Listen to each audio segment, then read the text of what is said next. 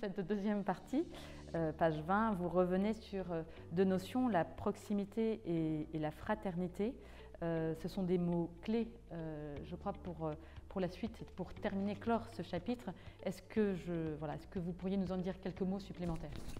Voilà, j'essaie de montrer que notre projet pastoral essaie d'unir proximité et fraternité. Alors ça peut paraître paradoxal parce que un certain nombre de gens éprouvent que la messe, en gros, c'est éloigné d'eux, donc ils ne voient pas très bien la proximité, mais c'est le sens des missions itinérantes.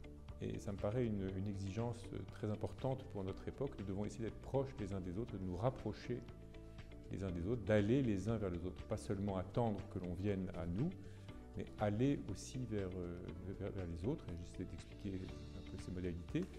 Et puis fraternité, on a beaucoup insisté sur les fraternités missionnaires. L'enjeu de notre projet, ce serait que partout dans le diocèse, il y ait des fraternités de proximité. On a un peu vécu ça avec Suis-moi. Mais on ne peut pas dire que ces fraternités sont encore complètement enracinées. Alors ce que j'essaie de dire, c'est que je ne sais pas quelle forme ça doit prendre, mais que la fraternité, c'est une expression de l'espérance chrétienne et que, par conséquent, sous une forme ou sous une autre, il faut vivre la fraternité, parce qu'elle nous prépare à la communion éternelle dont nous vivrons éternellement.